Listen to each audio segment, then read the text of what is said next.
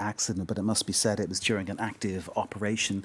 Let's get more comment on the broader situation. We're joined by Niegale Bagayoko, who's president of the African Security Sector Network. Niegale, thank you very much for being with us. As we heard in our report, 2013, Mali called in France for help to cope with the problems within its borders then. The people, as we saw, were happy with what happened. Is it fair to say that since things have become a little bit worse and the challenge is as big and as tough as ever now? I think that the situation, in fact, has changed indeed. In 2013, when the survival operation was launched, the objective was to stop the coalition of jihadist and independentist groups who were going to take Bamako. Now, this is a completely different landscape because, in fact, the threats have moved and you have not only jihadist groups, but you also have a mix of criminal groups, community-based militias or self-defense groups, and all of them are mixed and sometimes are very close to the population. They are trying to intermingling with the population. And I think it is one of the reasons why it is much more difficult to have very clear targets because of this relation to the population that some jihadist groups are able to install, in fact. Because from the outside, it looks like it's Al-Qaeda or perhaps the Islamic State group that we're looking at as the problem. This idea of criminal groups as well adds another layer to the issue. And the relationship with the local community, I wonder how that plays out, because is there a sense perhaps that these groups are looked upon in a more favourable way by local people, rather than, say, looking at the military and thinking they are our friends? I think it depends. I think it is very important not to consider that all the terrorist group or jihadist group do have the same strategy. Some of them definitely try to intimidate the populations.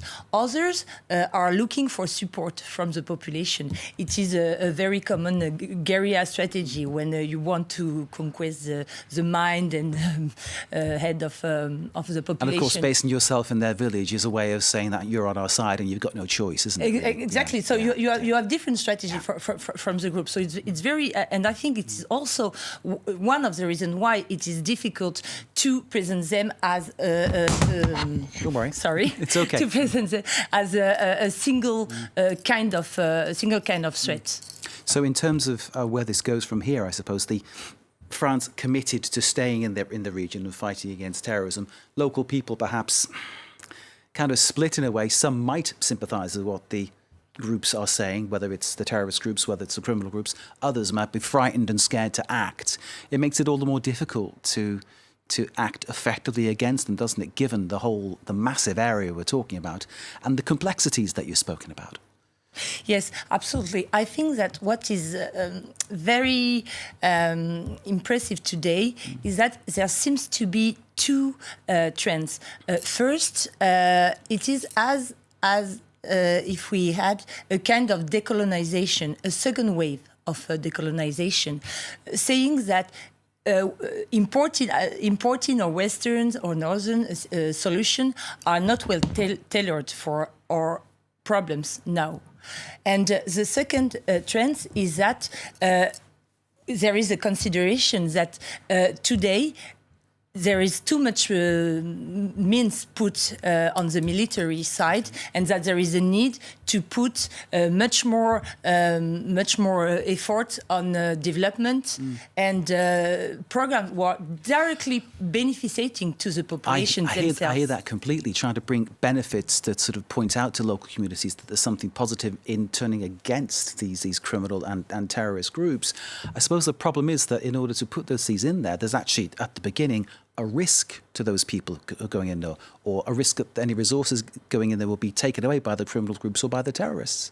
Yes, That's the you're problem, right, isn't it? you're Yeah, right. yeah. There is also a risk of, Yeah. of diversion, but also, to be honest, sometimes it is difficult to deliver development assistance or humanitarian assistance because you also have to follow up very long and heavy decision-making processes. And this is also the case as far as security and military assistance is concerned, because sometimes all those international actors, such as MINUSMA or G5 Sahel, are said to be very slow and not very efficient. That's not good, is it? That's not but- good. That's not good for the local people because Exactly. they want peace. Yeah. They want peace, but peace in a multilateral framework all the time is requiring time. It's requiring to follow very long decision-making processes. And I think there is a risk when you're making a lot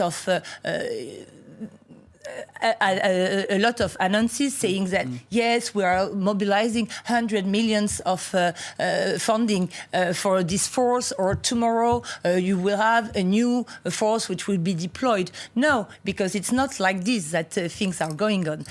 Because you definitely have different procedure to be followed. Of course, and if it doesn't change the lives of people on the ground very quickly, of course, they become disillusioned with it, and then we get back into the same vicious circle of problems. Niegali Bagayoko, we could talk a lot longer, I know, but sadly time against us.